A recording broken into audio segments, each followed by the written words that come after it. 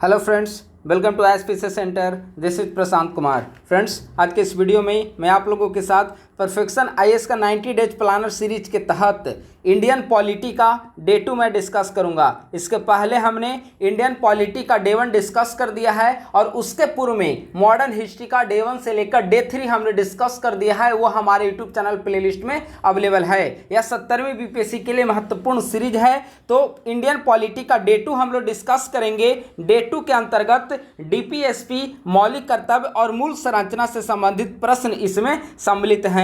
आइए इसका डिस्कशन हम लोग प्रारंभ करते हैं।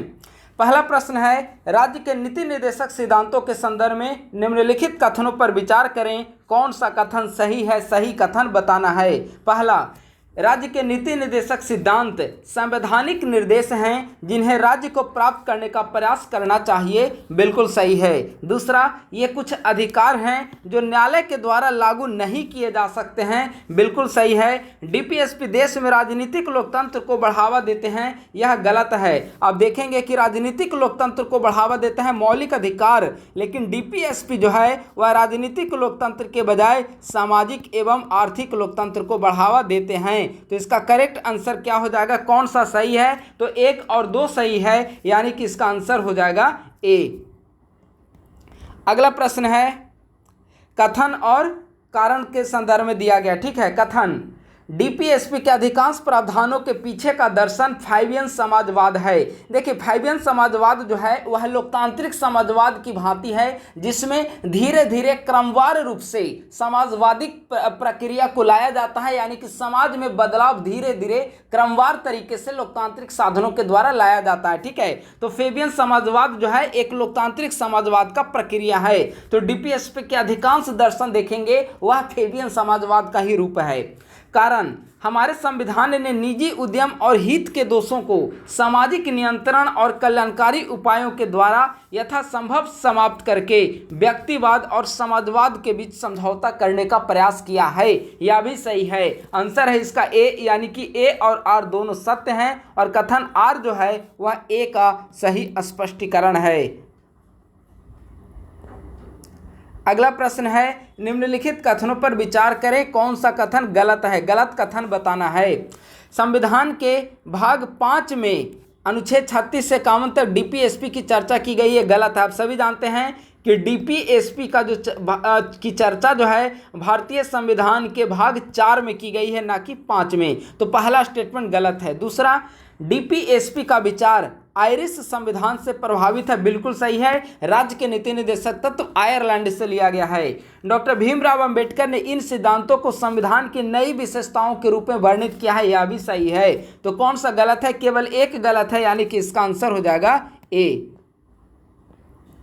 भारत सरकार अधिनियम 1935 में उल्लिखित निर्देशों के साधन से मिलते जुलते सही प्रावधान की पहचान करें। निर्देश, जहां भी शब्द आपको दिखेगा तुरंत आपका ध्यान जाना चाहिए राज्य के नीति निर्देशक सिद्धांत की तरफ। ठीक है, तो इसका आंसर हो जाएगा सी। अंबेडकर ने कहा है कि निर्देशक सिद्धांत निर्देशों के साधन की तरह हैं जो भारत सरकार अधिनियम 1935 के तहत अंग्रेजी सरकार के द्वारा गवर्नर जनरल और कॉलोनी के गवर्नरों को जारी किए गए थे। तो 4 का करेक्ट आंसर हो जाएगा सी।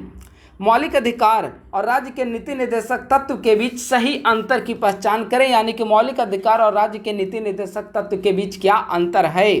पहला, मौलिक अधिकार राज्य की कार्रवाई पर सीमाएं लगाते हैं, वहीं निर्देशक सिद्धांत भारत सरकार को तदनुसार कार्य करने के लिए निर्देश हैं। अभी हमने बताया कि जहां भी निर्देश दिखे वह डीपीएसपी। तो पहला जो अंतर है बिल्कुल सही है। दूसरा, सभी निर्देशक सिद्धांतों को कानून के द्वारा लागू करने की आवश्यकता है, जबकि सभी मौलिक अधिकारों को सीधे लागू किया जाता है। यह गलत है। दूसरा स्टेटमेंट देखेंगे, गलत है। तीसरा, निर्देशक सिद्धांत व्यक्तियों के पक्ष में न्यायोचित अधिकार बनाते हैं लेकिन मौलिक अधिकार नहीं बनाते। यह भी गलत है। आप सभी जानते हैं कि मौलिक अधिकार के हनन होने की स्थिति में आप न्यायालय में शरण ले सकते हैं, लेकिन न्यायपालिका के द्वारा डीपीएसपी के क्रियान्वयन को लेकर कोई ऐसी कार्यवाही नहीं की जाती है। तीसरा स्टेटमेंट भी गलत है। तो कौन सा सही है? तो केवल एक सही है। इसका आंसर हो जाएगा ए। निम्नलिखित कथनों पर विचार करें। सही कथन को बताना है। आर्टिकल 38 राज्य को सामाजिक, आर्थिक और राजनीतिक समानता के साथ एक सामाजिक व्यवस्था को सुनिश्चित करके लोगों के कल्याण को बढ़ावा देने का प्रयास करने का एक निर्देश है। आर्टिकल 38 राज्य को आय, स्थिति, सुविधाओं और अवसरों में असमानता को कम करने का प्रयास करने का निर्देश है। देखिए स्टेटमेंट नंबर 2 इसका करेक्ट है, लेकिन आप आर्टिकल 38 देखेंगे तो आर्टिकल 38 संविधान का कहता है सामाजिक, आर्थिक और राजनीतिक न्याय की चर्चा करता है, ना कि सामाजिक, आर्थिक और राजनीतिक समानता की। तो पहला स्टेटमेंट इनकरेक्ट है, दूसरा स्टेटमेंट करेक्ट है, तो आंसर हो जाएगा केवल 2 यानी कि 6 का आंसर हो जाएगा बी। पहला है कौन सा कथन सही है, सही कथन बताना है। पहला है संविधान समाजवादी, गांधीवादी एवं उदार बौद्धिक श्रेणियों के तहत निर्देशक सिद्धांतों के वर्गीकरण का प्रावधान करता है। देखिए संविधान में ऐसी वर्गीकरण कहीं पर नहीं की गई है। हाँ, ऐसा वर्गीकरण डीपीएसपी का हम लोग अध्ययन की सुविधा के दृष्टिकोण से करते हैं, लेकिन संविधान में कहीं पर भी ऐसी चर्चा नहीं की गई है। तो यहाँ पर प्रश्न में संविधान पूछा गया है, तो पहला स्टेटमेंट गलत है। दूसरा, ये सिद्धांत नैतिक दायित्व हैं जिन पर जनमत का प्रभाव पड़ता है, यह बिल्कुल सही है, यह एक नैतिक आदेश है। तो दूसरा स्टेटमेंट सही है, तो केवल 2 सही है, 7 का करेक्ट आंसर हो जाएगा बी। नीति निर्देशक सिद्धांतों के संदर्भ में निम्नलिखित कथनों पर विचार करें। उपयुक्त में से कौन से प्रावधान समाजवादी सिद्धांत से संबंधित हैं? ध्यान देंगे। पहला, गरीबों को समान न्याय और मुफ्त कानूनी सहायता को बढ़ावा देना। ठीक है, गरीबों को समान न्याय और मुफ्त कानूनी सहायता को बढ़ावा देना, यह आप देखेंगे कि बेसिकली यह एक समाजवादी सिद्धांत है। अगला है एससी, एसटी और अन्य पिछड़ा वर्गों के शैक्षिक और आर्थिक हितों को बढ़ावा देना, यह गांधीवादी दर्शन है, गांधीवादी विचार के अंतर्गत आता है। 6 साल तक के बच्चों को 6 साल तक के सभी बच्चों के लिए बचपन की देखभाल और शिक्षा प्रदान करना, यह उदारवादी विचार के अंतर्गत आता है। आजीविका के पर्याप्त साधनों के अधिकारों को सुरक्षित करना, यह भी गलत है। प्रश्न है कि कौन समाजवादी सिद्धांत के दायरे में नहीं आता? तो आप देखेंगे कि यह तो समाजवादी है, क्योंकि यहाँ पर स्पष्ट कहा गया कि आजीविका के पर्याप्त साधनों के अधिकार को सुरक्षित किया जाए, यह समाजवादी है। तो कौन सा समाजवादी विचार में नहीं आता? तो 2 और 3 नहीं आते हैं, इसका आंसर हो जाएगा 8 का सी। निम्नलिखित में से कौन सा डीपीएसपी 1976 के 42वें संशोधन अधिनियम के द्वारा जोड़ा गया था? तो 42वें संशोधन अधिनियम आप देखेंगे तो इसका आंसर हो जाएगा ए। ए जो है वह 42वें संविधान संशोधन के अंतर्गत जोड़ा गया था, तो ऑप्शन नंबर ए जो है करेक्ट होगा। तो 9 का आंसर हो जाएगा ए। यहाँ पर आंसर गलत दिया गया है। ठीक है, आप लोग इसे लक्ष्मीकांत बुक से वेरीफाई कर सकते हैं। निम्नलिखित में से कौन सा अनुच्छेद अंतर्राष्ट्रीय शांति और सुरक्षा को बढ़ावा देने और मध्यस्थता के द्वारा अंतर्राष्ट्रीय विवादों के निपटारे का प्रयास करता है? अब देखिए डीपीएसपी आर्टिकल 36 से 51 तक चर्चा की गई है। आर्टिकल 51 आप पढ़िए, अंतर्राष्ट्रीय शांति की बात की गई है। ठीक है, तो प्रश्न यही कहा गया है। तो आर्टिकल 51 जो है वह इसका करेक्ट आंसर होगा, 10 का आंसर हो जाएगा सी। यहाँ पे चारों आर्टिकल का डिस्कशन दिया गया, आप लोग देख लीजिए, आर्टिकल 45, 48, 51 और 51 के। ठीक है, तो ये सारे जो हैं वह आर्टिकल 51 में है कि अंतर्राष्ट्रीय शांति और सुरक्षा को बढ़ावा देने का प्रयास किया जाएगा, और इसी में आर्टिकल 51A हो जाता है, तो यहां से मौलिक कर्तव्य जो है शुरू हो जाता है। ठीक है, तो आर्टिकल 51 इसका करेक्ट आंसर होगा। निम्नलिखित में से कौन सा भारत के संविधान में निहित राज्य के नीति निर्देशक सिद्धांतों को प्रतिबिंब नहीं करता है? ठीक है, तो आप ऑप्शन में देखेंगे तो ऑप्शन नंबर डी है, इसकी कहीं चर्चा आर्टिकल 36 से लेकर 51 तक आप देखेंगे तो कहीं पर भी देश की रक्षा करना और राष्ट्रीय सेवा करना यह चर्चा नहीं मिलता डीपीएसपी के अंतर्गत। हाँ, यह मौलिक कर्तव्य, मूल कर्तव्य यानी कि फंडामेंटल ड्यूटीज में यह जरूर कहा गया है, लेकिन मौलिक कर्तव्य का यह हिस्सा नहीं है। तो 11 का करेक्ट आंसर हो जाएगा डी। भारत के संविधान के तहत धन का संकेंद्रण निम्नलिखित में से किसका उल्लंघन करता है? तो इसका करेक्ट आंसर हो जाएगा बी, डीपीएसपी का। डीपीएसपी में डायरेक्ट कहा गया है, आप आर्टिकल 39 क्लॉज सी आप देखिए, आर्टिकल 39 क्लॉज सी में कहा गया है कि धन का संकेंद्रण नहीं होना चाहिए। ठीक है, तो 12 का करेक्ट आंसर हो जाएगा बी। राज्य के नीति निर्देशक सिद्धांत संसद के निम्नलिखित कार्यों में से किस पर सीमा लगाने का प्रयास करते हैं? तो वह विधायी कार्य और कार्यकारी कार्य किस पर सीमाएं लगाने का प्रयास करते हैं। तो देखेंगे कि सीमा आप देखेंगे कि डीपीएसपी, अभी हमने बताया था कि ऊपर कि डीपीएसपी जो है वह राज्य को दिए गए एक निर्देश होते हैं, ठीक है, और उस पर राज्य पर वह निर्भर करता है कि वह उस निर्देश को किस प्रकार से फॉलो करता है, ठीक है। तो कहीं पर भी कार्यकारी और विधायिका पर यह अंकुश नहीं लगाता, सीमा जो है वह नहीं लगाता है, बल्कि एक निर्देश देने का कार्य करता है। तो इसका आंसर हो जाएगा इनमें से कोई नहीं, यानी कि इसका आंसर हो जाएगा डी। राज्य के नीति निदेशक के संदर्भ में निम्न कथनों पर विचार करें, कितने कथन सही हैं, सही कथन बताना है, ठीक है।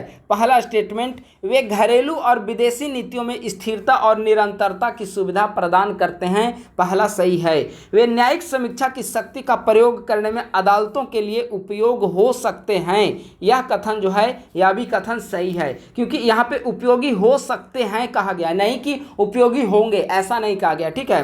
वे राष्ट्रपति और प्रधानमंत्री के बीच संघर्ष को खत्म करने की मदद करते हैं, नहीं, ऐसा कोई भी आर्टिकल में चर्चा नहीं किया गया है। तो कितने सही हैं, तो केवल 2 स्टेटमेंट इसके सही हैं, ठीक है। तो इसका आंसर हो जाएगा बी। निम्नलिखित पर चर्चा करें, निम्नलिखित पर विचार करें, उपरोक्त में से कितने में अंतर्राष्ट्रीय शांति और सुरक्षा से संबंधित प्रावधान है। तो अंतर्राष्ट्रीय शांति और सुरक्षा से संबंधित प्रावधान जो है सिर्फ और सिर्फ आपको अभी हमने बताया था आर्टिकल 51 अंतर्राष्ट्रीय शांति और सुरक्षा की चर्चा करता है। तो इसका आंसर हो जाएगा 3, तो केवल 3 यानी कि केवल 1 में देखने को मिलेगा। तो इसका आंसर हो जाएगा ए। कितने में, कितने में का मतलब होगा केवल 1 में, 2 में, 3 में, चारों, सभी चारों में मिलेगा। तो केवल 1 में मिलता है, कौन सा 1 में, ऑप्शन नंबर 3 में। तो इसका आंसर हो जाएगा ए।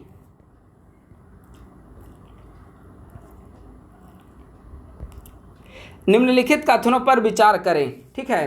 कथन और कारण यहाँ पर दिया गया है। कथन, राज्य के नीति निदेशक सिद्धांत राज्य को स्थानीय शासन को बढ़ावा देने को प्रोत्साहित करते हैं, बिल्कुल सही है। आप आर्टिकल 40 को देख लीजिए। आर्टिकल 40 राज्य को ग्राम पंचायत के साथ साथ नगर पालिकाओं को संगठित करने का निर्देश देता है, गलत है। आर्टिकल 40 में सिर्फ और सिर्फ ग्राम पंचायत की चर्चा की गई है। तो पहला स्टेटमेंट तो सही है, लेकिन दूसरा स्टेटमेंट नगर पालिका वर्ड यूज करने के कारण गलत हो गया। तो इसका आंसर हो जाएगा कथन ए सही है, लेकिन कथन 2 जो है वह गलत है। तो इसका आंसर हो जाएगा 16 का सी। राज्य के नीति के निर्देशक सिद्धांतों से संबंधित भारतीय संविधान के अनुच्छेदों और उनके संबंधित विषय वस्तु के बारे में निम्नलिखित युग्मों पर विचार करें, ठीक है। कौन से, कितने युग्म सही सुमेलित हैं, कितने युग्म सही सुमेलित हैं, इसे बताना है। पहला, आर्टिकल 38 काम, शिक्षा और सार्वजनिक सहायता का अधिकार, यह जो है वह गलत है। आर्टिकल 38 अभी याद करिए, अभी हमने ऊपर बताया था कि सामाजिक, आर्थिक और राजनीतिक न्याय की चर्चा करता है, लोक कल्याणकारी राज्य की चर्चा करता है। आर्टिकल 42 काम की न्याय संगत और मानवीय स्थितियों पर मातृत्व राहत का प्रावधान, दूसरा स्टेटमेंट सही है। तीसरा, आर्टिकल 45 कमजोर वर्गों के शैक्षिक और आर्थिक हितों को बढ़ावा देना, तीसरा स्टेटमेंट भी गलत है, ठीक है। तो कितने युग्म सही सुमेलित हैं, तो केवल 1 युग्म सही सुमेलित है, यानी कि इसका आंसर हो जाएगा 17 का ए। देखिए 17 का एक्सप्लेनेशन तो सही दिया है, लेकिन इसका आंसर यहाँ पे गलत लिखा गया। बी में 2, बी के अनुसार 2 स्टेटमेंट सही होना चाहिए, लेकिन यहाँ पे लिखा हुआ है जोड़ी 1 गलत है, जोड़ी 2 सही है, जोड़ी 3 गलत है। तो फिर यह कैसे संभव है, यहाँ पे ए होना चाहिए, लेकिन उन्होंने बी लिखा है। ऐसे कई सारे सवाल हैं जिसका एक्सप्लेनेशन कुछ और आंसर कुछ और दिया गया है, लेकिन मैं सबको एक बार अच्छे तरीके से स्टडी करके आपके साथ डिस्कस कराऊँ। पिछले वीडियो में भी हमने कई सारे सवाल देखा था, जो कि सवाल ठीक है, सवाल कहीं कहीं आपको एक्सप्लेनेशन और आंसर में थोड़ा सा डिफरेंट देखने को मिलता है, जो कि होना नहीं चाहिए था। निम्नलिखित पर विचार करें, उपर्युक्त प्रावधानों में से कितने भारतीय संविधान के तहत डीपीएसपी का हिस्सा नहीं है। कौन डीपीएसपी के अंतर्गत नहीं आता है, ठीक है। तो काम की न्यायसंगत और मानवोचित स्थिति बिल्कुल है, आर्टिकल 42। गुलामी और दास व्यापार के निषेध, इसकी चर्चा डीपीएसपी में कहीं नहीं मिलेगी। कृषि और पशुपालन, इसकी चर्चा मिलती है आर्टिकल 48 में। अंतर्राष्ट्रीय शांति और सुरक्षा, इसकी भी चर्चा मिलती है आर्टिकल 51 में। अपनी संपत्ति मनमाने ढंग से वंचित करने पर रोक, इसकी चर्चा कहीं पर नहीं मिलती। तो कौन डीपीएसपी का हिस्सा नहीं है, तो 2 और 5, यानी कि 5 में से 2 ऑप्शन नंबर 2 और ऑप्शन नंबर 5 डीपीएसपी से संबंधित नहीं है। तो इसका करेक्ट आंसर देखिए, यहाँ पर भी इसका आंसर गलत दिया गया है, इसका आंसर ए होना चाहिए था। आप लक्ष्मीकांत का डीपीएसपी का सारे आर्टिकल आप देख लीजिए, यह आंसर गलत दिया गया, ठीक है। हर एक चैप्टर में ऐसा लग रहा है कि कम से कम 5-6 सवाल इन्होंने गलत दिया है, एक्सप्लेनेशन कुछ और है, आंसर कुछ और है। ठीक है, डॉक्टर बी आर अम्बेडकर ने भारतीय संविधान की किस विशेषता को नवीन विशेषता कहा है? बहुत महत्वपूर्ण सवाल है। अम्बेडकर ने राज्य के नीति निर्देशक सिद्धांत यानी कि डीपीएसपी को संविधान की नवीन विशेषता के रूप में परिभाषित किया है। 19 का करेक्ट आंसर हो जाएगा सी। भारतीय संविधान के निम्नलिखित भागों पर विचार करें। भारतीय संविधान के ऊपर दिए गए कितने भाग आर्थिक न्याय के सिद्धांत को दर्शाते हैं? आर्थिक न्याय के सिद्धांत की चर्चा कितने भागों में की गई है? ठीक है, पहला है सामाजिक आर्थिक राजनीतिक न्याय, बिल्कुल प्रस्तावना में आपको देखने को मिल जाता है। और इसके अलावा आप देखेंगे कि आर्टिकल 39 को आप देख लीजिए, आर्टिकल 38 को देख लीजिए, 39 को देख लीजिए। इन सभी आर्टिकल को आप देखेंगे तो डीपीएसपी में भी आपको लगेगा कि आर्थिक न्याय की जरूर चर्चा की गई है, लेकिन मौलिक कर्तव्य में कहीं पर भी आर्थिक न्याय की चर्चा, आर्थिक न्याय का उपबंध नहीं है। तो कितने भाग में आर्थिक न्याय के सिद्धांत मिलते हैं? तो 2 में मिलते हैं, यानी कि इसका करेक्ट आंसर 20 का बी हो जाएगा। निम्नलिखित कथनों पर विचार करें, कितने सही हैं? आप लोग ध्यान रखेंगे कौन कौन से सही हैं और कितने सही हैं। विकल्प रहे तो दोनों में अंतर है। ठीक है, कितने सही हैं यानी कि 3 स्टेटमेंट में से कितने स्टेटमेंट सही हैं, इस तरीके से इसको देखना है। पहला, डीपीएसपी अमेरिकी संविधान में उल्लिखित निर्देशों के साधन से मिलते हैं, गलत। आप सभी जानते हैं कि डीपीएसपी कहां से लिया गया है? आयरलैंड से, पहला गलत। दूसरा सही है, आयरलैंड से लिया गया है। डीपीएसपी में केवल 2 बार संशोधन हो चुके हैं, यह स्टेटमेंट नंबर 3 भी गलत है। कैसे 2 बार से ज़्यादा संशोधन हो चुके हैं? आप देखेंगे तो 42वें संशोधन के द्वारा कुछ आर्टिकल जोड़े गए हैं, 44वें के द्वारा जोड़े गए हैं, 86वें के द्वारा भी जोड़ा जा चुका है। ठीक है, तो 2 से अधिक बार हो चुका है। तो कितने सही है? तो केवल 2 सही है, यानी कि इसका आंसर हो जाएगा केवल एक स्टेटमेंट, स्टेटमेंट नंबर 2 सही है, इसका आंसर हो जाएगा ए। निम्नलिखित कथनों पर विचार करना है। ठीक है, पहला, गरीबों को समान न्याय प्रदान करना और मुफ्त कानूनी सहायता प्रदान करना। दूसरा, उद्योगों के प्रबंधन में श्रमिकों की भागीदारी सुनिश्चित करना। पर्यावरण में सुधार और वनों और वन्य जीवों की सुरक्षा करना। आय, स्थिति, सुविधाओं और अवसरों में असमानता को कम करना। 44वें संविधान संशोधन के द्वारा कौन से डीपीएसपी जोड़ा गया? तो ऑप्शन नंबर 4 जो है यह 44वें संशोधन के द्वारा जोड़ा जा चुका है, बाकी सब 42वें संशोधन के द्वारा जोड़े गए हैं। ठीक है, तो ऑप्शन नंबर 4 यानी कि केवल एक जोड़े सही हैं, इसका आंसर हो जाएगा ए। निम्न में से कौन से निर्देशक सिद्धांत असंशोधित मूल संविधान में मौजूद नहीं थे? मूल संविधान में कौन मौजूद नहीं था? ठीक है, पर्यावरण की रक्षा और सुधार करना और वन्य जीवों की सुरक्षा करना।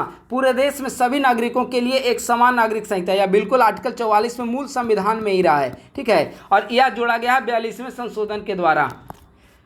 सभी नागरिकों के लिए आजीविका के पर्याप्त साधन सुनिश्चित करना, यह भी संशोधन के द्वारा जोड़ा गया है। तो मूल संविधान में कौन नहीं था? तो इसका आंसर हो जाएगा केवल एक, इसका आंसर हो जाएगा केवल एक। बाकी ये दोनों देखेंगे तो मूल संविधान के ही हिस्सा थे, इसका करेक्ट आंसर हो जाएगा सी। आइए थोड़ा एक्सप्लेनेशन देख लेते हैं। 1976 के 42वें संशोधन के द्वारा 4 नए निदेशक तत्व जोड़े गए। आर्टिकल 39, आर्टिकल 39A, 43A और 48A ये जोड़े गए हैं 42वें संशोधन के द्वारा। देखिए 48A। ठीक है, अगला आइए, निम्नलिखित कथनों पर विचार करें, कितने कथन सही हैं? वितरणात्मक न्याय, सामाजिक न्याय और आर्थिक न्याय का संयोजन है, बिल्कुल सही है। न्याय का आदर्श सामाजिक, आर्थिक और राजनीतिक रूसी क्रांति से लिया गया है, यह भी सही है। मौलिक अधिकार और नीति निर्देशक सिद्धांत के विभिन्न प्रावधानों के माध्यम से न्याय सुरक्षित किया गया, यह भी सही है। तो इसमें तीनों स्टेटमेंट सही हैं, यानी कि all statements are correct, hence the answer is C. निम्नलिखित पर विचार करें और बताएं कि निम्नलिखित में से कौन सा सामाजिक न्याय और अधिकारिता के लिए प्रासंगिक है। बहुत महत्वपूर्ण सवाल है। ठीक है, सामाजिक न्याय और अधिकारिता के लिए कौन प्रासंगिक है, इसे आपको यहाँ पर बताना है। पॉइंट नंबर 1, प्रस्तावना, बिल्कुल सामाजिक आर्थिक और राजनीतिक न्याय की चर्चा मिलती है, तो पहला स्टेटमेंट सही है। दूसरा, पहली अनुसूची, पहली अनुसूची में कहीं पर भी आपको सामाजिक आर्थिक राजनीतिक न्याय की चर्चा नहीं मिलेगी, या बेसिकली पहली अनुसूची जो है वह संघ राज्य क्षेत्र से संबंधित है। दूसरा स्टेटमेंट गलत। तीसरा, तीसरी अनुसूची, पुनः यह स्टेटमेंट गलत है। तीसरी अनुसूची में कुछ संवैधानिक जो पद हैं उसके शपथ प्रतिज्ञा से संबंधित है, तो तीसरा भी गलत है। मौलिक अधिकार, मौलिक अधिकार अब देखेंगे तो बिल्कुल सही है। और अगला है राज्य के नीति निर्देशक सिद्धांत, तो यह भी सही है। ठीक है, तो पहला, चौथा और पांचवा यानी कि 5 में से केवल 3 ऑप्शन सही हैं, यानी कि 25 का करेक्ट आंसर हो जाएगा बी। कई सारे सवाल यहाँ पे अच्छे दिए गए हैं, थोड़ा सा इस पर आप चिंतन करेंगे तो इसका आंसर आप समझ सकते हैं, आप इसे छांट सकते हैं। ठीक है, अगला है कथन और कारण। ठीक है, संविधान राज्य के नीति निर्देशक सिद्धांतों को 3 व्यापक श्रेणियों समाजवादी, गांधीवादी और उदारवादी में वर्गीकृत करता है। पुनः गलत, क्योंकि हमने अभी बताया कि संविधान में ऐसा कहीं भी चर्चा नहीं किया गया है, या हमने अध्ययन की सुविधा की दृष्टि से इसे हमने 3 भागों में डिवाइड कर दिया है। संविधान में कहीं पर भी इसकी चर्चा नहीं है, तो पहला गलत है। दूसरा, भारतीय राष्ट्रीय आंदोलन के मूल्यों का भारतीय संविधान पर प्रभाव पड़ता है, आर इसका सही है, तो आंसर हो जाएगा डी। ए गलत है लेकिन आर इसका सही है, तो आंसर हो जाएगा डी। कथन 1, मौलिक अधिकार और नीति निर्देशक सिद्धांत हमेशा एक दूसरे के पूरक हैं, बिल्कुल सही है। केरल शिक्षा विधेयक 1957 में यह सुप्रीम कोर्ट के द्वारा कहा जा चुका है। मिनर्वा मिल में भी सुप्रीम कोर्ट ने कहा है कि दोनों एक दूसरे के पूरक हैं। कथन 2, मौलिक अधिकार राजनीतिक लोकतंत्र सुनिश्चित करते हैं, जबकि निदेशक तत्व आर्थिक और सामाजिक लोकतंत्र सुनिश्चित करते हैं, यह भी सही है। दोनों सही हैं और दोनों एक दूसरे के पूरक क्यों हैं इसका वर्णन कर रहा है, तो इसका आंसर हो जाएगा ए कि कथन 1 और आर कथन 1 और 2 दोनों सही है, और कथन 2 कथन 1 की सही व्याख्या है, तो 27 का करेक्ट आंसर हो जाएगा ए। 28 है, राज्य के नीति निर्देशक सिद्धांतों के संबंध में निम्न कथनों पर विचार करें। उपरोक्त कथन में से कितने डीपीएसपी के उद्देश्य के रूप में काम करते हैं? डीपीएसपी के उद्देश्य के रूप में काम कौन करते हैं? ठीक है, पहला, कुछ अधिकार जो मौलिक अधिकारों के अलावा एक व्यक्ति को प्राप्त होने चाहिए। अगला है, यह सही है, आदर्श जो सरकार को कानून बनाते समय अपनाने चाहिए, यह भी सही है। किसी विशेष समुदाय द्वारा पालन किए जाने वाले मौलिक नैतिक कर्तव्य, यह गलत है, किसी विशेष समुदाय नहीं। प्रस्तावना में उल्लिखित कुछ सिद्धांत जिन्हें सुनिश्चित किया जाना चाहिए, यह भी सही है। तो कितने उद्देश्य हैं डीपीएसपी के? तो 1 2 4 यानी कि 3, यानी कि इसका आंसर हो जाएगा 28 का सी। और डीपीएसपी का हम लोग लास्ट डिस्कस करें प्रश्न, भारतीय संविधान मौलिक अधिकार और डीपीएसपी के संतुलन के आधार पर स्थापित है, इसका आंसर हो जाएगा ए, सर्वोच्च न्यायालय के द्वारा दिए गए विभिन्न निर्णयों के कारण। मिनर्वा मिल्स मामला अभी हमने ऊपर डिस्कस किया था, यह 1980 SC 1789 में सर्वोच्च न्यायालय ने माना है कि भारतीय संविधान मौलिक अधिकार और डीपीएसपी के भी संतुलन के आधार पर आधारित है, तो 29 का करेक्ट आंसर हो जाएगा ए। आइए दूसरा चैप्टर हम लोग डिस्कस करते हैं, संविधान। पहला सवाल है, भारतीय संविधान में संशोधन के संबंध में निम्न कथनों पर विचार करें, कौन सा कथन सही है? पहला, यह कठोरता और लचीलेपन का संश्लेषण है, बिल्कुल सही है। मौलिक भारतीय संविधान में संशोधन की प्रक्रिया देखेंगे तो कठोरता और लचीलेपन, कुछ भागों में संशोधन के लिए साधारण बहुमत चाहिए और कुछ में 3/4 बहुमत, तो पहला सही है। दूसरा, भाग 14 में अनुच्छेद 368 का गठन किया गया, यह भी गलत है। आर्टिकल 368 का वर्णन भाग 20 में किया गया है, न कि 14 में, तो दूसरा स्टेटमेंट गलत, पहला स्टेटमेंट सही। तो कौन सा सही है? केवल एक सही है, यानी कि इसका आंसर हो जाएगा ए। देखिए यहाँ पर लिखा गया भाग 20 आर्टिकल 368। आइए कौन सा कथन सही है? पहला, संविधान में संशोधन के लिए किसी भी विधेयक को संसद में पेश करने के लिए राष्ट्रपति की पूर्व सहमति की आवश्यकता नहीं है, यह बिल्कुल सही है, क्योंकि पूर्व सहमति की आवश्यकता नहीं पड़ती। तो कौन सा कथन गलत है? गलत कथन पे आप लोग ध्यान देंगे, पहला तो सही हो गया। दूसरा, सभी संविधान संशोधन विधेयक को सदन की कुल सदस्यता के बहुमत और उपस्थित और मतदान करने वाले सदस्यों के 2/3 बहुमत, बिल्कुल सही है, क्योंकि संविधान संशोधन विधेयक का मतलब ये हो गया कि वह 2/3 बहुमत से पारित होना चाहिए। ठीक है, तो कौन सा गलत है? देखिए यहाँ पे यह स्टेटमेंट गलत है, ठीक है, मैं ध्यान नहीं दिया। संविधान संशोधन विधेयक में कुछ में तो 2/3 बहुमत की आवश्यकता होती है, लेकिन कुछ ऐसे भी होते हैं जिसे आधे से अधिक राज्यों की सहमति चाहिए, तो इस प्रावधान का यहाँ पर चर्चा नहीं किया गया है, यानी कि अधूरी प्रावधान की चर्चा है। पहला सही है, दूसरा गलत है, आप लोग ध्यान रखेंगे। पहला सही, दूसरा गलत। तीसरा, 1971 के 24वें संशोधन ने राष्ट्रपति के लिए संविधान संशोधन विधेयक पर सहमति देना अनिवार्य कर दिया। तीसरा सही है। 24वें संशोधन के कारण राष्ट्रपति संविधान संशोधन विधेयक पर सहमति देने के लिए, हस्ताक्षर करने के लिए बाध्य हैं। ठीक है, तो कौन सा गलत है? तो केवल 2 गलत है। ठीक है, तो इसका आंसर हो जाएगा सी। उन प्रावधानों की पहचान करें जिन्हें साधारण बहुमत से संशोधित किया जा सकता है, उन प्रावधानों की चर्चा करना है। तो देखिए, संसद के विशेषाधिकार, संसद में कोरम और राज्य विधान परिषद का निर्माण, इसके लिए तो संसद को साधारण बहुमत की सिंपल मेजोरिटी की जरूरत पड़ती है, लेकिन चूंकि संघीय ढांचे से संबंधित है, 7वीं अनुसूची और जीएसटी, इसके लिए विशेष बहुमत की आवश्यकता पड़ेगी। तो यहाँ पर साधारण बहुमत से तो 1, 2 और 3 आंसर हो जाएगा। इसका आंसर हो जाएगा 3 का ए। निम्नलिखित में से कौन से प्रावधान राज्य की पुष्टि के बिना विशेष बहुमत से संशोधित किए जा सकते हैं? पहला है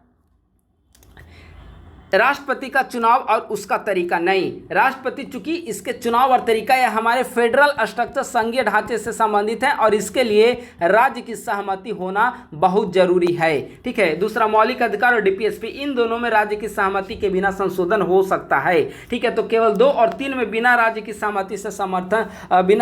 सहमति से संशोधन किया जा सकता है। तो 4 का आंसर हो जाएगा सी। भारतीय और अमेरिकी संविधान के संशोधन की प्रक्रिया के बीच में गलत अंतर की पहचान करें। कौन सा गलत है? पहला, भारत में आधे राज्यों का संशोधन प्रावधान पर सहमति देने की आवश्यकता है, लेकिन अगर अमेरिका में जाएंगे तो वहां पर 3/4 राज्यों की सहमति होनी चाहिए। बिल्कुल करेक्ट है। दूसरा, भारतीय संविधान के विपरीत अमेरिका में संशोधन प्रारंभ करने की शक्ति राज्य विधानमंडल को है, यह भी सही है। संशोधन की संवैधानिक शक्ति केवल भारतीय संसद और अमेरिकी कांग्रेस में निहित है, यह गलत है। यहाँ पर प्रश्न है गलत अंतर कौन सा है? तो गलत अंतर, अमेरिका में आप देखेंगे तो अमेरिका में संविधान संशोधन के लिए एक यूनिट गठन किया जाता है, वहाँ पर एक कमेटी का गठन किया जाता है, न कि अमेरिकी कांग्रेस। ठीक है, तो तीसरा स्टेटमेंट गलत है, तो केवल 3 गलत है। ठीक है, बाकी 1 और 2 जो ऑप्शन हैं वह बिल्कुल करेक्ट हैं। यदि आप किसी चीज को कठोर और अस्थायी बनाते हैं तो आप राष्ट्र के विकास, जीवित महत्वपूर्ण जैविक लोगों के विकास को रोकते हैं। संविधान सभा में उपयुक्त कथन किसका है? तो पंडित नेहरू ने भारत के संविधान को एक जीवित इकाई माना था, जो बदलती जरूरतों और आकांक्षाओं के अनुरूप समय समय पर विकसित होते रहेंगे। तो यह स्टेटमेंट पंडित नेहरू का है कि यदि आप किसी चीज को कठोर और अस्थायी बनाते हैं तो आप राष्ट्र के विकास, जीवित महत्वपूर्ण जैविक लोगों के विकास को रोकने का प्रयास करते हैं, क्योंकि अगर लचीलापन होगा उसमें तो विभिन्न समयानुकूल उसमें संशोधन किया जा सकेगा। सही विधेयक की पहचान करें जिसे भारतीय संसद के प्रत्येक सदन के द्वारा अलग अलग विशेष बहुमत से पारित किया जाना चाहिए। पहला, निजी सदस्य का विधेयक, बिल्कुल गलत है। विनियोग विधेयक, यह भी गलत है। धन विधेयक, यह भी गलत है। संविधान संशोधन विधेयक बिल्कुल सही है। तो 7 का करेक्ट आंसर हो जाएगा डी। भारतीय संविधान में पहला संविधान संशोधन कब किया गया? बहुत आसान प्रश्न है। पहला संविधान संशोधन 1951 में पंडित जवाहरलाल नेहरू के प्रधानमंत्रित्व काल में किया गया था। निम्नलिखित में से किस संशोधन ने भारतीय संविधान के आधिकारिक पाठ के लिए हिंदी में प्रावधान किया है? तो 58वां संशोधन 1987 में भारतीय संविधान के आधिकारिक पाठ के लिए हिंदी में प्रावधान किया गया है। 58वां संशोधन 1987। देखिए ऑप्शन के अकॉर्डिंग यहाँ पे तीनों संविधान संशोधन के यहाँ पे डिटेल किया गया है। आप लोग इसे देख लें या लिख लें या फिर स्क्रीनशॉट ले लें। आगे चल रहे हैं हम लोग प्रश्न संख्या 10 की ओर। सर्वोच्च न्यायालय ने यह कानून तय किया कि 24 अप्रैल 1973 को या उसके बाद संविधान में किए गए सभी संशोधन जिसके कारण 9वीं अनुसूची में संशोधन किया गया है, अब इसमें शामिल विभिन्न कानूनों को संविधान की मूल या आवश्यक विशेषताओं की कसौटी पर परखा जाएगा। जैसा कि आर्टिकल 21 में अनुच्छेद 14, अनुच्छेद 19 और उनके अंतर्निहित सिद्धांतों के साथ दर्शाया गया है। सही निर्णय की पहचान करें जहां उपयुक्त प्रावधान की चर्चा की गई है। तो आईआर कोहेलो केस में इसकी चर्चा की गई है। आईआर कोहेलो केस 2007 से संबंधित है। इसमें 9वीं अनुसूची ने न्यायिक समीक्षा की अपनी प्रतिरक्षा खो दी, यानी कि इसके तहत सुप्रीम कोर्ट ने कहा कि 9वीं अनुसूची में भी शामिल कोई अगर विषय है तो उसका हम लोग न्यायिक समीक्षा कर सकते हैं। ठीक है, तो यह आंसर होगा। निम्नलिखित में से किस मामले पर संसद को साधारण बहुमत से संविधान में संशोधन करने की शक्ति प्राप्त है? ठीक है, तो राज्य के नाम, सीमा और क्षेत्र में परिवर्तन, इसमें साधारण बहुमत से संशोधन होगा। राज्य विधानमंडल के ऊपरी सदन का उन्मूलन, इसमें भी ऊपरी सदन यानी कि विधान परिषद, इसका सही है। अनुसूचित क्षेत्रों का प्रशासन, यह भी सही है, लेकिन अतिरिक्त न्यायाधीशों की नियुक्ति यह गलत है। ठीक है, इसके लिए विशेष बहुमत चाहिए, तो इसका आंसर हो जाएगा 1, 3 और 6। आइए देखिए साधारण बहुमत से संशोधन कौन कौन से हिस्से में किया जा सकता है, यहाँ पर दिया गया है। ठीक है, नए राज्य की स्थापना करना हो, विधान परिषद का उन्मूलन या निर्माण करना हो, आर्टिकल 256 अनुसूची 256 में कोई परिवर्तन करना हो, अनुसूची 2 में, 5 में, 6 में, यहाँ पर डिटेल दिया गया, इसमें परिवर्तन करना हो तो साधारण बहुमत से होगा। संसद में कोरम भी साधारण बहुमत से होंगे। ठीक है, नागरिकता, संसद और राज्य विधानमंडल के लिए चुनाव, निर्वाचन क्षेत्र का परिसीमन, केंद्र शासित प्रदेश, न्यायाधीशों की संख्या, अंग्रेजी भाषा का प्रयोग, इन सभी में साधारण बहुमत से संशोधन मान्य होंगे। संसद के प्रत्येक सदन के द्वारा पारित होने के बाद संविधान संशोधन विधेयक प्राप्त होने पर राष्ट्रपति अपनी सहमति देने के लिए बाध्य है। अभी हमने बताया 24वां संविधान संशोधन 1971 के द्वारा राष्ट्रपति संविधान संशोधन विधेयक पर अपनी सहमति देने के लिए बाध्य है। आंसर हो जाएगा इसका ए। देखिए अभी हमने बताया 24वां संशोधन 1971 के अनुसार सहमति देना अनिवार्य है। अगला आइए, प्रथम संविधान संशोधन 1951 के संबंध में निम्न कथन पर विचार करें। 1951 फर्स्ट अमेंडमेंट, इसके बारे में विचार करना है। पहला, संशोधन में संपदा के अधिग्रहण आदि से संबंधित कानूनों को बचाने का प्रावधान किया गया। जो पहला संविधान संशोधन है वह भू सुधार से ही संबंधित है, पहला सही है।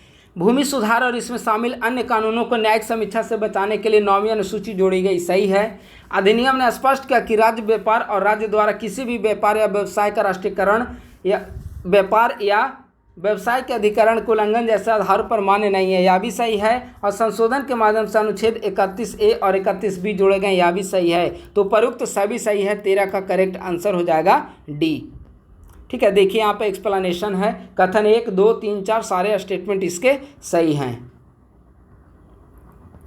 संविधान संशोधन की प्रक्रिया जैसा कि आर्टिकल 368 में उल्लेखित है में शामिल है। बताइए आर्टिकल 368 में किसका वर्णन किया गया है? पहला, संविधान संशोधन केवल लोकसभा में, यह गलत है। देखिए पहला तो इस वर्ड से हमने पहले भी बताया कि एलिमिनेशन मेथड के अनुसार अगर किसी स्टेटमेंट में केवल रहे तो वह गलत होता है, लेकिन ऐसे आप जानिए कि संविधान संशोधन विधेयक जो है वह लोकसभा या राज्यसभा किसी भी सदन में पहली बार लाया जा सकता है, तो पहला गलत। दूसरा, सभी संवैधानिक विधेयकों को सार्वजनिक विधेयक माना जाता है जिन्हें मंत्री के द्वारा प्रस्तुत करने की आवश्यकता होती है, यह भी गलत है। विधेयक पेश करने के लिए राष्ट्रपति की पूर्व सहमति की आवश्यकता नहीं है, बिल्कुल सही है। अभी हमने ऊपर बताया कि राष्ट्रपति की पूर्व अनुमति की जरूरत नहीं होती। विधेयक को प्रत्येक सदन में विशेष बहुमत से मंजूरी देनी पड़ती है, यह भी सही है। तो 3 और 4 सही है, इसका आंसर हो जाएगा सी। महत्वपूर्ण संवैधानिक संशोधन के बारे में जानकारी प्राप्त करें। भारत में आंतरिक आपातकाल के दौरान 38वें और 39वें संविधान संशोधन लागू किए गए, सही है। 42वें संशोधन अधिनियम ने न्यायिक समीक्षा की शक्तियों को सीमित किया, यह भी सही है। और 52वें संविधान संशोधन ने दल बदल के खिलाफ अधिनियम लाए गए, यह भी सही है। तीनों स्टेटमेंट सही है, 15 का करेक्ट आंसर हो जाएगा बी। निम्नलिखित कथनों पर विचार करें, कौन सा कथन सही है? ठीक है, भारत के संविधान में संशोधन से संबंधित विधेयक केवल लोकसभा में, अभी हमने ऊपर बताया कि केवल बढ़ रहे वो गलत होंगे। दूसरा, लोकसभा और राज्यसभा दोनों में आता है संविधान संशोधन विधेयक।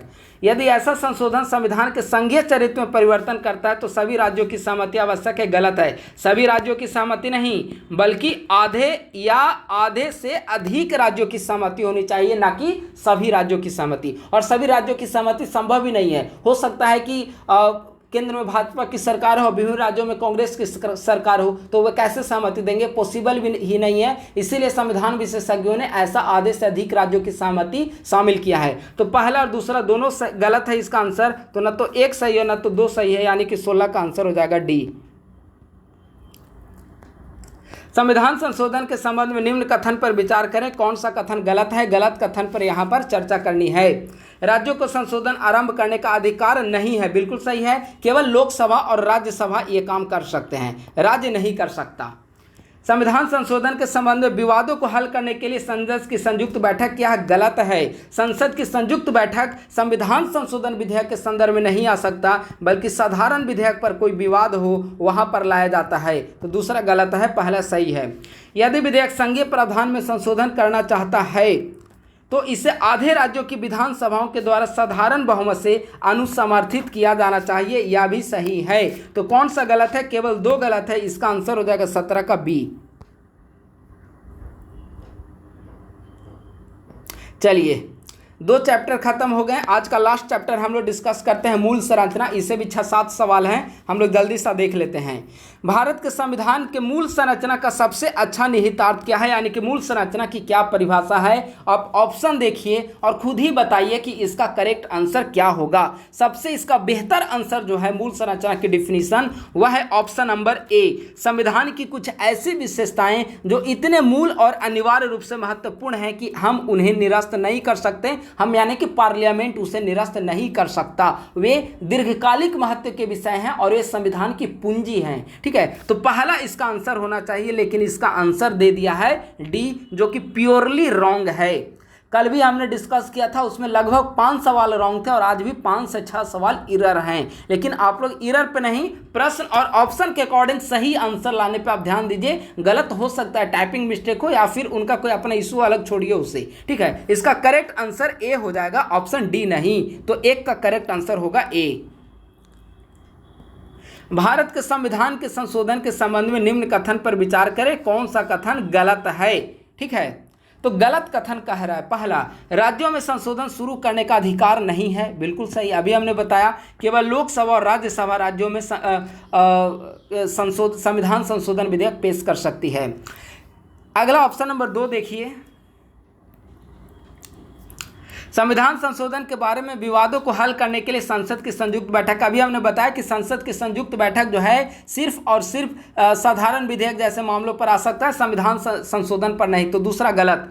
यदि विधेयक संघीय प्रावधान में संशोधन करता है तो आधे राज्यों की विधानसभा के द्वारा साधारण बहुमत से अनुमोदित होना चाहिए। तो पहला और तीसरा सही है। तो कौन सा गलत है, तो केवल 2 गलत है, आंसर हो जाएगा 2 का बी।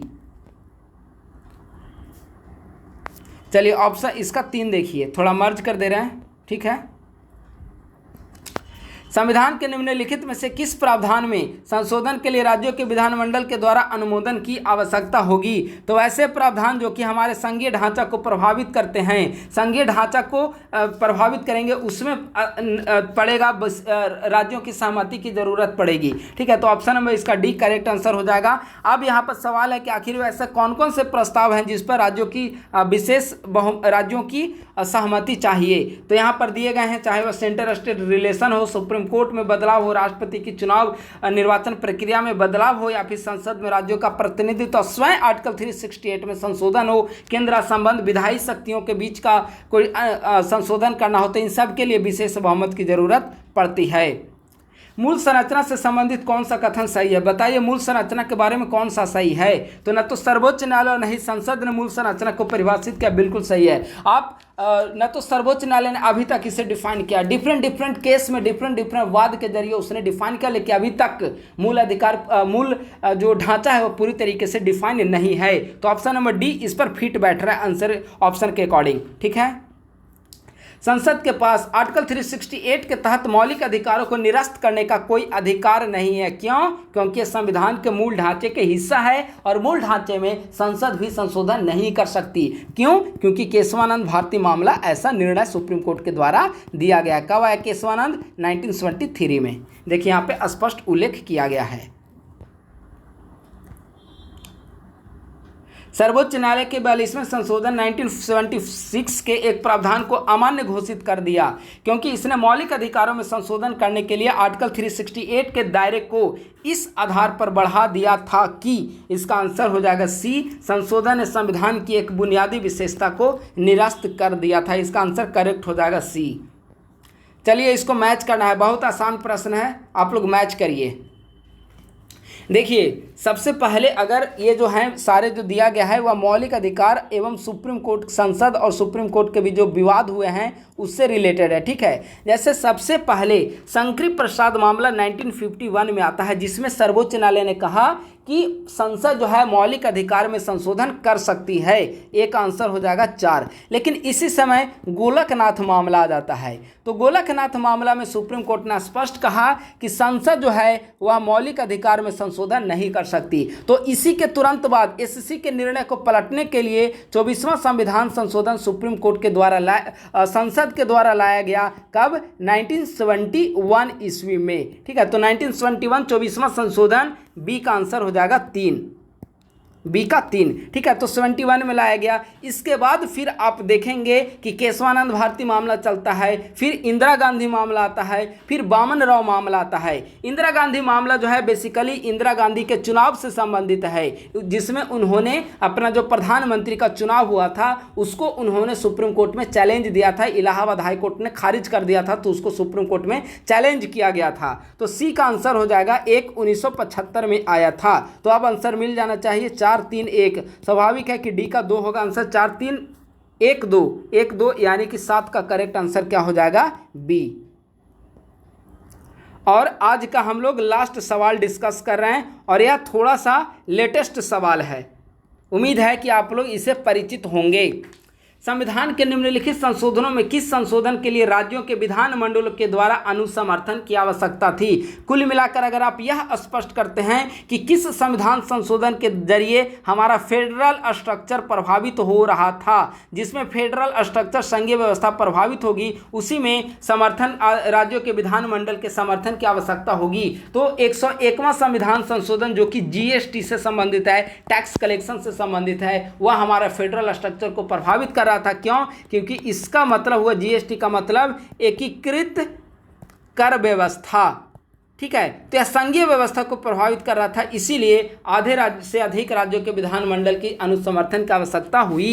तो 101वां संविधान संशोधन इसका करेक्ट होगा। अब बाकी 103 में क्या है, 105 में क्या है, 106 में क्या है? या 33% रिजर्वेशन करता है संसद और राज्य विधानमंडल में, पार्लियामेंट और राज्य विधानमंडल। ठीक है, तो इस प्रकार से देखिए जितने 101 से लेकर जितने अभी तक 106 तक जो संविधान संशोधन है उसको अच्छे से याद रखिएगा। लेटेस्ट तो 106 है, जिसमें महिलाओं को नारी शक्ति वंदन अधिनियम। ठीक है, तो इन सभी महत्वपूर्ण संविधान संशोधन हो, आर्टिकल हो, अनुसूची हो, भाग हो, इन सबको आप लोग अच्छे से याद करते रहिए। तो आज हमने पॉलिटी का डे 2 डिस्कस किया।